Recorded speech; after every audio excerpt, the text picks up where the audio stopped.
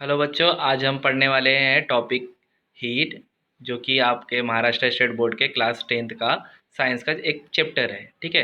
आज हम जानने वाले हैं कि हीट क्या है और हीट के क्या क्या सब टॉपिक्स हैं। ठीक है। तो आगे हम दूसरे स्लाइड पे चलते हैं, जहाँ पे आपका ऑब्जेक्टिव बताया गया। ऑब्जेक्टिव्स मतलब आज हम इस पीपीटी में क्या क्या जानने वाले हैं। पहला क्या है, what is heat and temperature. Heat क्या है, टेम्परेचर क्या है, what is the mode of heat transfer. Heat किस किस रूप तरह से ट्रांसफर होता है। तीसरा है latent heat and its type. Latent heat क्या है और उसके टाइप्स क्या है। टेम्परेचर विसेस टाइम ग्राफ, जो कि आपके बुक में दिया हुआ है। तो आज हम इसके बारे में भी जानेंगे कि टेम्परेचर डायग्राम एक्चुअली है क्या। ठीक है। Regelation process with diagram explanation and specific heat concept and its importance. तो रेजिलेशन प्रोसेस क्या है, स्पेसिफिक हीट कॉन्सेप्ट क्या है, उसका इम्पोर्टेंस क्या है, आज हम उसके बारे में स्टडी करने वाले हैं। तो स्टार्ट करते हैं। What is heat and temperature. Heat क्या है और टेम्परेचर क्या है।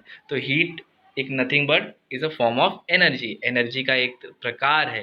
जैसे आपकी इलेक्ट्रिक एनर्जी होती है, फिर आपकी वाइंड एनर्जी होती है, उसी तरह से ये भी एक एनर्जी का रूप है। Heat is a form of energy. और ये क्या होती है, ट्रांसफ़र होती है। कहाँ पे, जहाँ पे हाई टेम्परेचर होता है वहाँ से जहाँ पे लो टेम्परेचर होता है वहाँ पे। ठीक है। तो हीट क्या है, is a form of energy that transfer from higher temperature to lower temperature. ठीक है। सेकेंड सेकेंड लाइन में वही दिया हुआ है, the direction of energy flow. जो हीट जो है फ्लो होती है वो हमेशा higher substance of higher temperature, वह सब्सटेंस जो हायर टेम्परेचर पे है, to the substance of lower temperature, वह सब्सटेंस जो लोअर टेम्परेचर पे, तो उनके बीच में हीट एनर्जी ट्रांसफ़र होती है। जैसे आपने अगर इलेक्ट्रिसिटी पढ़ा होगा, जिसमें आपको वोल्टेज का कॉन्सेप्ट था, तो उसमें भी बोलते थे कि वोल्टेज डिफरेंस होना चाहिए करंट फ्लो होने के लिए। तो वैसा ही हीट में भी है, टेम्परेचर डिफरेंस होना चाहिए हीट फ्लो होने के लिए। ठीक है। वहाँ पे करंट भी हायर से लोअर की तरफ जाता था, higher potential to lower potential. Same यहाँ पे भी हीट क्या होता है, हायर टेम्परेचर से लोअर टेम्परेचर की तरफ जाता है। आप डायग्राम में भी देख सकते हो, बर्नर क्या है, ज़्यादा हीटेड चीज़ है, तो वो क्या हो रही है, अपनी हीट पानी को दे रही है जो कि लो टेम्परेचर पे। तो यहाँ पे एनर्जी एक्सचेंज हो रही है in the form of heat. Second topic क्या है, टेम्परेचर। अब टेम्परेचर क्या है, अगर हीट है तो टेम्परेचर क्या है भाई। तो हीट तो एनर्जी हो गया। अब एनर्जी को हमको मेज़र करने के लिए एक फिजिकल क्वांटिटी बोली गई, एक फिजिकल मेथड बोला गया है, जिसको नाम दिया गया टेम्परेचर। तो टेम्परेचर क्या is a physical property of matter that quantitatively express hot and cold. मतलब क्वांटिटी मतलब कितना डिग्री है, मतलब कोई जैसे नंबर्स बोलते हैं 10 से 20 25 30, ऐसे नंबर्स में हमको बताती है कि कोई मैटर कितना हीटेड है और कितना कोल्ड है। तो उसके लिए हमको टेम्परेचर निकालना पड़ता है। ठीक है। तो ये डिफरेंस है। हीट क्या एनर्जी है, हाँ, वो किलो जूल पर केजी ऐसा में आता है। टेम्परेचर क्या है, डिग्री सेल्सियस में। दोनों में डिफरेंस है। टेम्परेचर हम इसलिए जानते हैं ताकि हम बता सकें कि कौन सा रीजन हॉट है, कि कौन सा रीजन कोल्ड है। समझे क्या। और हीट क्या है, एक एनर्जी का टाइप है जो कि हायर से लोअर पे ट्रांसफ़र होती है। ठीक है। आगे हम बढ़ते हैं। तो what is the mode of heat transfer. Heat transfer किस तरह से होता है। पहला होता है कंडक्शन, दूसरा कन्वेक्शन, तीसरा रेडिएशन। कंडक्शन का, जहाँ पे कोई फिजिकल कांटेक्ट हो, तो बॉडी में हमेशा फिजिकल कांटेक्ट रहेगा, तो वहाँ पे कंडक्शन ट्रांसफॉर्मेशन होगा। ठीक है। जैसे एग्जांपल रेडिएटर, रेडिएटर का आपके इंजन से डायरेक्ट कांटेक्ट होता है, तो वहाँ पे कंडक्शन होता है। ठीक है। इंजन का हीटिंग जो होता है वो भी डायरेक्ट कंडक्शन के थ्रू हीट का होता है। कन्वेक्शन क्या होता है, कन्वेक्शन मेनली जो होता है लिक्विड्स में होता है। लिक्विड और गैसेस में जो भी हीट ट्रांसफ़र होता है वो कन्वेक्शन होता है। जैसा कि आप यहाँ पे डायग्राम में देखे हो, कन्वेक्शन आपका दिखा है यहाँ पे। हॉट वाटर क्या हो रही है, ऊपर की तरफ जा रही है। ये हॉट वाटर क्या है, ऊपर की तरफ जा रही है। और जो यहाँ की इस रीजन की कोल्ड वाटर है वो क्या हो रही है, नीचे की तरफ आ रही है। तो ये जो साइक्लिक मोशन है, इस तरह के ट्रांसफॉर्मेशन को क्या बोलते हैं, कन्वेक्शन बोलते हैं। ठीक है। इस तरह के ट्रांसफॉर्मेशन को क्या बोल रहे हैं, कन्वेक्शन बोलते हैं। और थर्ड आता है रेडिएशन। रेडिएशन जैसे आपने यहाँ पे देखा, यहाँ पे दिखाया गया है, डायरेक्टली नीचे देख रहे हो आप, ये एक अपना हीटर है। ये हीटर क्या हो रही है, नीचे रखी हुई है, और ये अपना हीट थ्रू रेडिएशन, यहाँ पे कोई फ्लेम नहीं है। ठीक है। यहाँ पे फ्लेम नहीं है, ये हॉट मेटल है। ठीक है। ये क्या कर रही है, इस पानी को हीट ट्रांसफर कर रही है थ्रू रेडिएशन। ठीक है, इसका बेस्ट एग्जांपल हम बता सकते हैं कि जो लाइट आती है फ्रॉम सन टू अर्थ और हमको गर्मी फील होती है वो रेडिएशन के वजह से होती है। ठीक है, और एक बात याद रखना कि हीट को ट्रांसफ़र होने के लिए, मतलब एक जगह से दूसरी जगह ट्रांसफ़र होने के लिए कोई मीडियम की ज़रूरत नहीं पड़ती है। ठीक है, इसके प्रकार भले हो सकते हैं कि डायरेक्ट कांटेक्ट किया, किसी बॉडी को टच किया तो वो डायरेक्टली आपको आप बोल सकते हो कंडक्शन है। ठीक है, और अगर जैसे कि लिक्विड्स और गैसेस में अभी जैसा हम लोग ने पढ़ा, ठीक है, लिक्विड और गैसेस में जैसा हुआ ट्रांसफॉर्मेशन, तो वो कन्वेक्शन है। रेडिएशन कैसा, directly through the sun to earth, मतलब वहाँ पे कोई भी फिजिकल कांटेक्ट नहीं। अब हम सन को थोड़ी ना जाके टच कर रहे हैं, अगर सन को टच करते हैं तो वो ट्रांसफॉर्मेशन होता है कंडक्शन। ठीक है, अब सर से अपना सन से हम यहाँ पे धरती पे है, तो ये जो ट्रांसफर हो गया ये रेडिएशन हो गया। ठीक है, आगे बढ़ते हैं हम। Latent heat and its type. तो लेटेंट हीट क्या होता है, latent is the amount of heat energy that is absorb by the substance to change its phase only. मतलब अगर बर्फ बर्फ अपना फेस चेंज करता है, मतलब बर्फ अपना ट्रांसफॉर्मेशन किस में होता है, पानी में करता है, तो वो जो ट्रांसफॉर्म होने के लिए जो हीट एनर्जी एब्जॉर्ब करता है उसे क्या बोलते हैं, latent heat. While changing its face the temperature remains constant, मतलब ये जो ट्रांसफॉर्मेशन होता है इसके बीच में टेम्परेचर क्या होता है, कांस्टेंट होता है।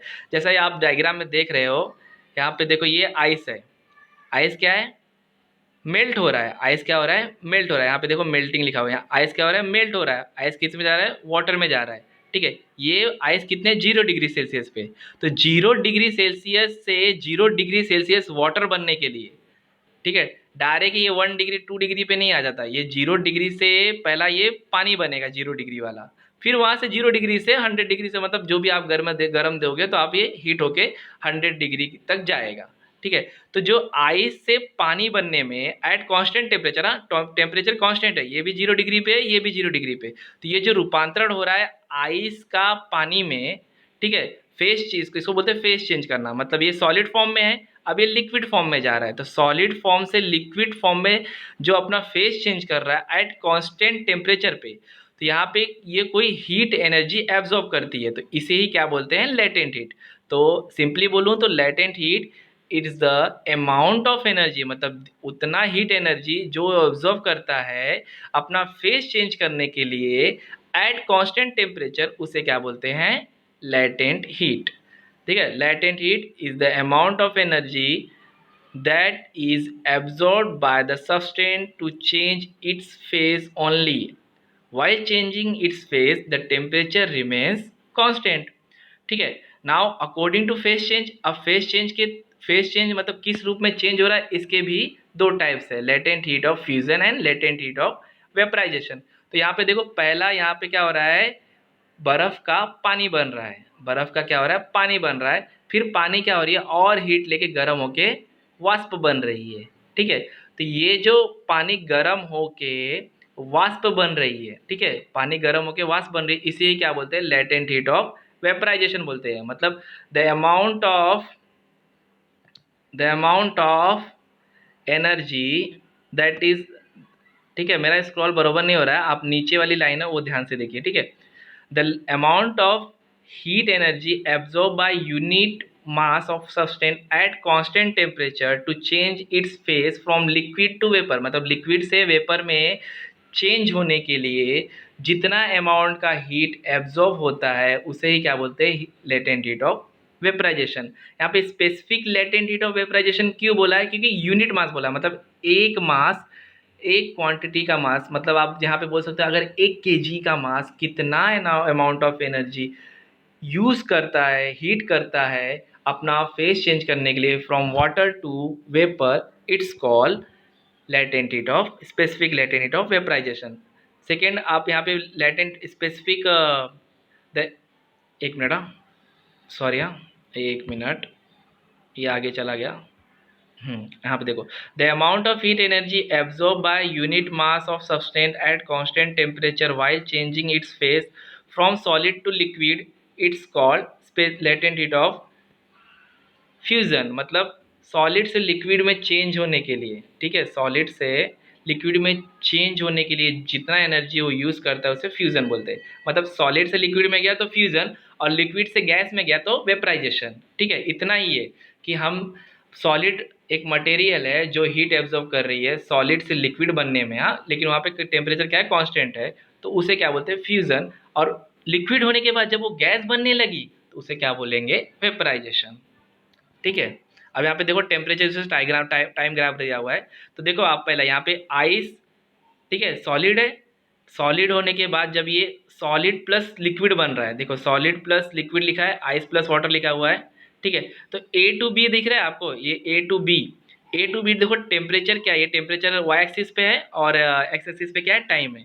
तो वाई एक्सिस पे टेम्परेचर देखो, आप ए टू बी जब जा रहे हो तो आपका टेम्परेचर क्या हो रहा है, चेंज नहीं हो रहा है, लेकिन हीट क्या हो रही है, एब्जॉर्ब हो रही है हीट। मैंने यहाँ पे बर्नर देखो, आप ये डायग्राम में देखो लेटेंट हीट का, तो यहाँ पे एक बर्नर लगाया हुआ है, ऊपर एक आइस क्यूब्स डाला हुआ है, ठीक है, पॉट में आइस क्यूब्स डाला हुआ है और एक थर्मोमीटर लगा हुआ है टेम्परेचर मेजर करने के लिए। ठीक है, थर्मोमीटर की यूज होता है टेम्परेचर मेजर करने के लिए।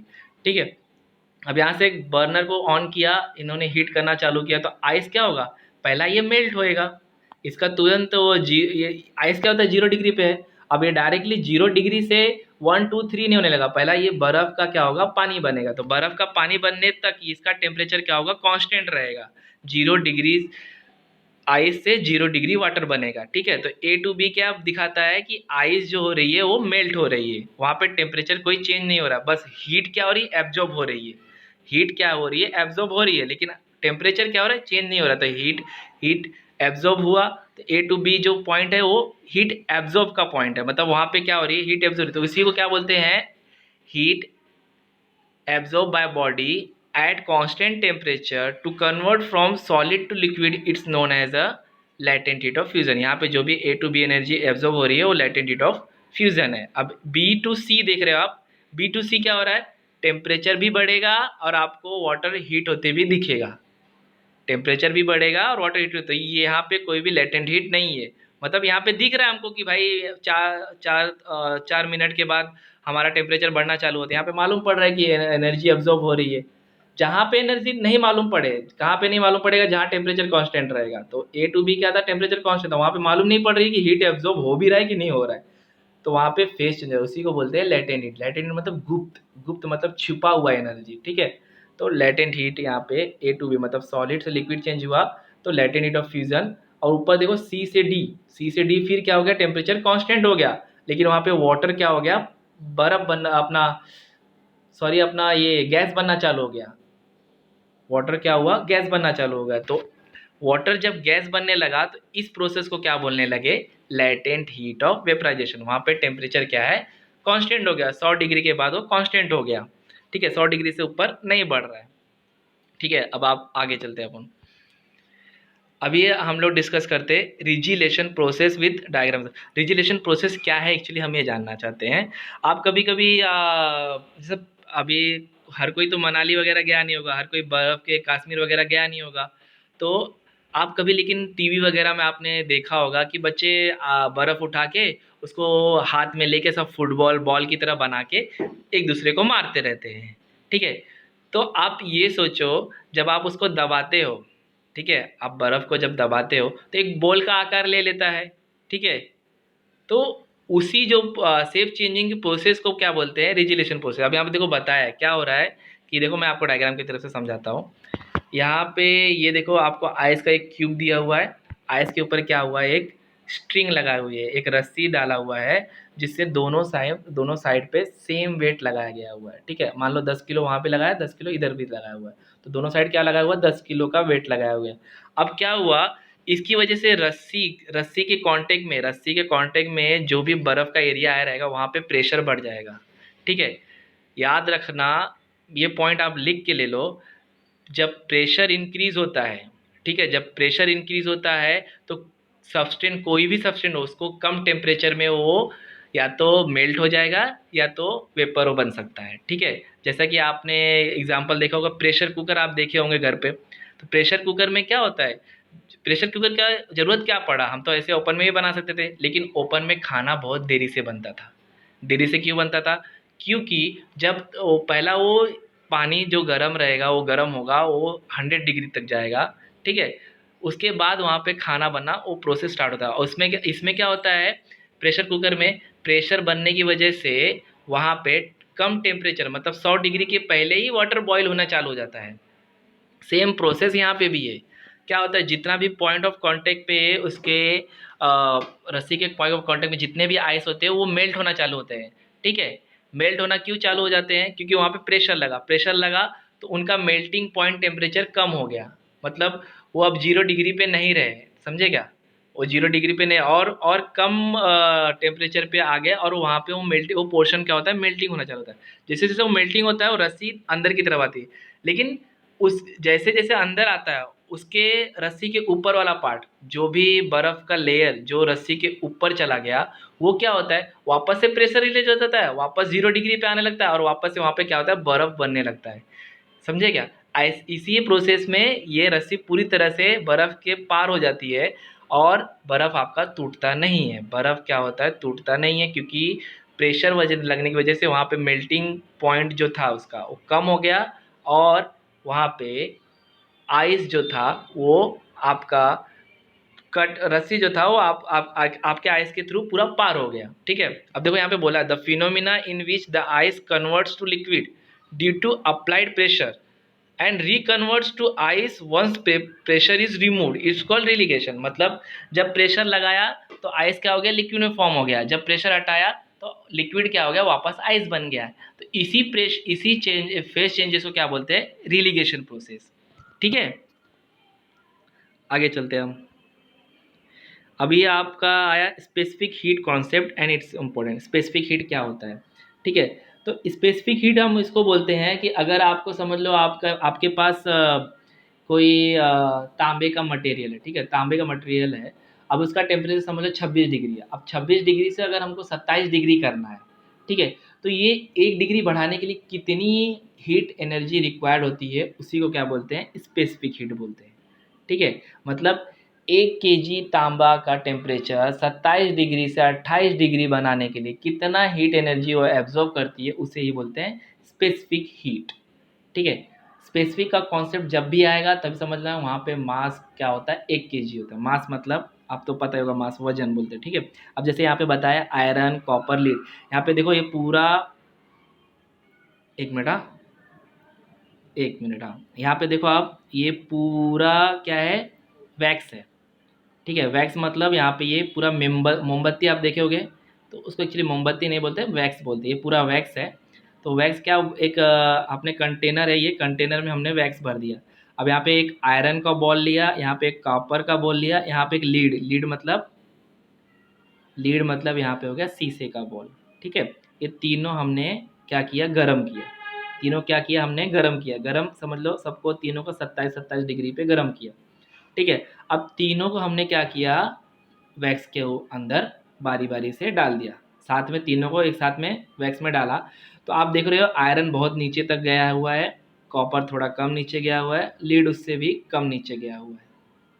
ठीक है, तो ये क्यों आया, क्योंकि सबका हीट, सबको देखो, मैंने इसको भी 1 घंटे के लिए गर्म किया, इसको भी 1 घंटे के लिए गर्म किया, इसको भी 1 घंटे के लिए गर्म किया, लेकिन तीनों में जो हीट कैपेसिटी को, ज़्यादा एनर्जी को एब्जॉर्ब करने की क्षमता किसकी है, आयरन की है, उसके बाद कॉपर की, उसके बाद लीड की।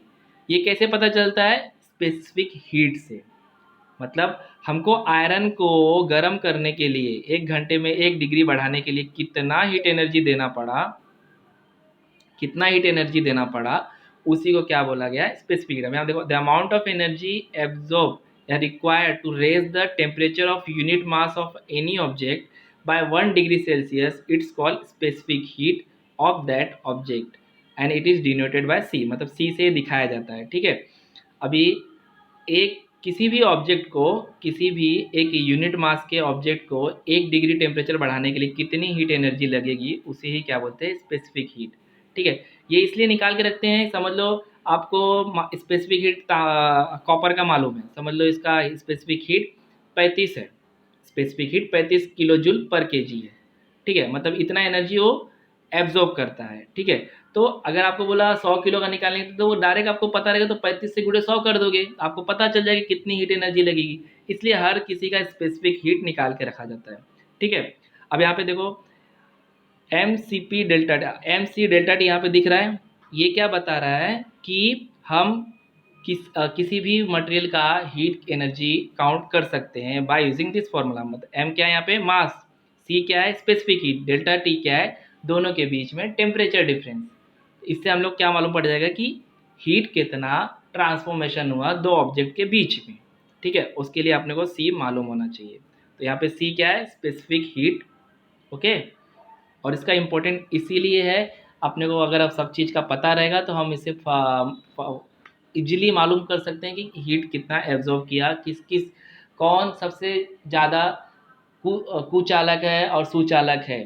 ठीक है, जैसे आप इसका देखे होंगे आपने, जैसे आप इलेक्ट्रिसिटी में आप देखो, इलेक्ट्रिसिटी में करंट नहीं लगता अपने को जब भी आप वो लकड़ी का यूज़ करते हो। लकड़ी क्या होती है, कुचालक होती है, किसकी, आपकी इलेक्ट्रिसिटी की। ठीक है, वैसे ही आप लोहा लोहा बोलोगे तो आपको, या कॉपर बोलोगे, एल्युमिनियम बोलोगे तो ये क्या होती है, सुचालक होती है इलेक्ट्रिसिटी की। समझे क्या, वो कंडक्टिविटी उनकी हाई होती है। तो कंडक्टिविटी जैसा होता है वैसा ही कंडक्टिविटी हीट का डिफाइन करने की, कौन सा चीज़ जल्दी हीट होएगा, कौन सा चीज़ लेट हीट होएगा, तो उसके लिए स्पेसिफिक हीट निकाला जाता है। आपके घर में, अब मेरा एक क्वेश्चन है कि आपके घर में जो भी बर्तन होते हैं वो सब स्टेनलेस स्टील के होते हैं, क्यों होते हैं, क्या कारण है? इसका कारण ये है कि उनका स्पेसिफिक हीट हाई होता है। हाई स्पेसिफिक हीट होने की वजह से, हाई स्पेसिफिक हीट होता है और सेकेंड वो ईजिली अवेलेबल है, चीपर क्वांटिटी में, मतलब अवेलेबल है, चीपर में, चीप आपको चीप वैल्यू में मार्केट में मिल जाएंगे वो चीज़। तो इसलिए आपके जितने भी बर्तन होते हैं वो स्टेनलेस स्टील के बने होते हैं। ठीक है, अगर कोई क्वेश्चन रहेगा या कोई कोई चीज़ नहीं समझ में आ रहेगा तो आप कमेंट करके पूछ सकते हो। ठीक है, थैंक यू गाइज। हाँ, ओवर।